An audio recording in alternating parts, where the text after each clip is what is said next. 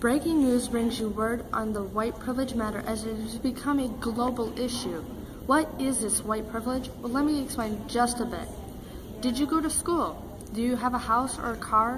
What about indoor plumbing? These are few of the many white privileges we Americans have.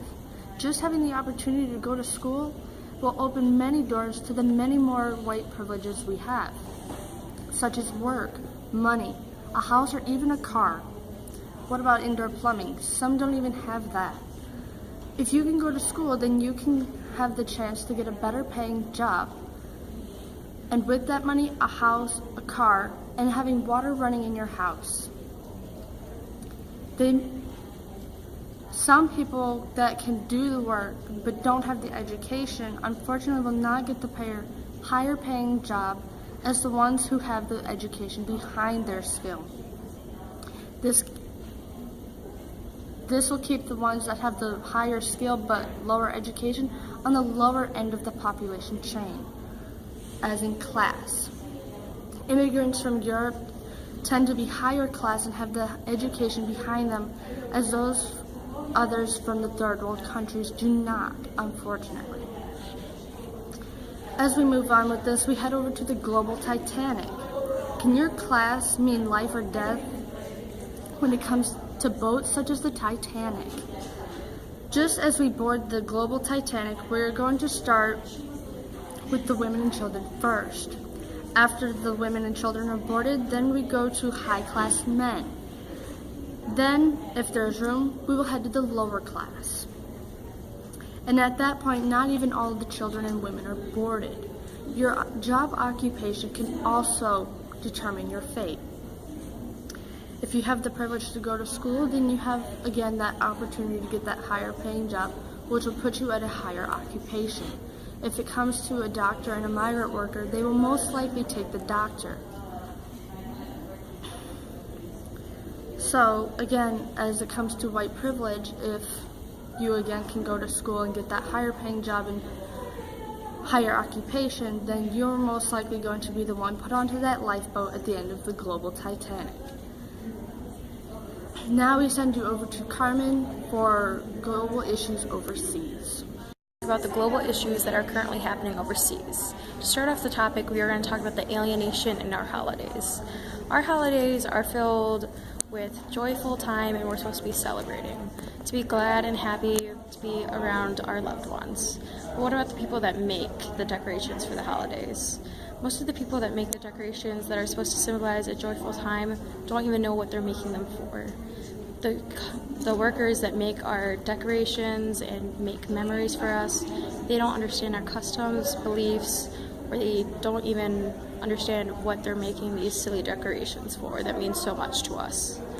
The workers are subjected to bad work conditions, bad pay, and an alienation from each other and from the outside world. So while we celebrate and laugh around the fire, the workers who have made many sentimental holiday ornaments are sitting around a construction line wondering what is happening in the world. They don't get to go out and celebrate with their family, go have fun with their friends. They're stuck at work with a lot of hours, bad pay, and they're alienated from each other, what they actually make, and everyone that's not on that line. And then, since we're talking about overseas, we're going to talk about how to prepare yourself for going international if you decide to go abroad or go abroad or just want to volunteer somewhere besides our lovely country. Alright, so have you ever thought about studying abroad or volunteering abroad? Before you do, there are some do's and don'ts that will make your trip much more enjoyable for you and everyone else around you. Do know the culture in the place that you're staying. Don't Wikipedia the culture because it's basically all lies on that website. Do know their history. Don't pretend like you know their history because you'll look like a fool if someone questions you about it. Do have a little understanding of the language, and don't try to say something in the native language if you do not know it, because there is a great chance that you will insult them, and you don't want that. And make sure to do all of the research on the country you are visiting before you go. Find someone from the country and talk to them if you can. If you know someone from the country, or if your friend knows someone, it will always help to ask them about their homeland. All right, thank you. Over to Isaac.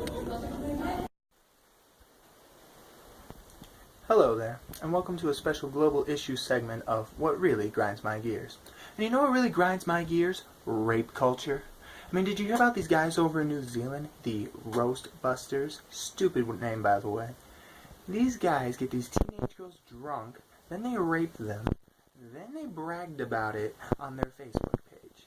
Okay? Now, as messed up as that is, it gets worse, because then these girls went to the police about it. And the police didn't do anything. Okay? They asked the girls what they were wearing. What they were wearing. I mean, what the heck?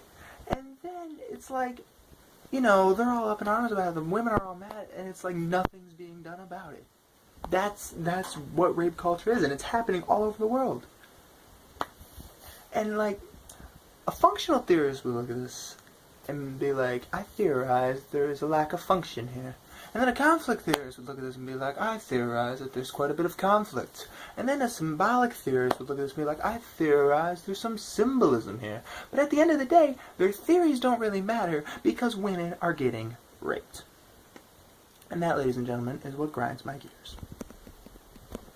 Grinds my gears? Labeling. You hear about this guy a few years back? He was the leader of Egypt. He was doing a terrible job. Military comes in, kicks him out, and then promises the people that there's going to be a temporary military government, but then they're going to, you know, give the power back to them once they're ready. You know, so it's a temporary thing.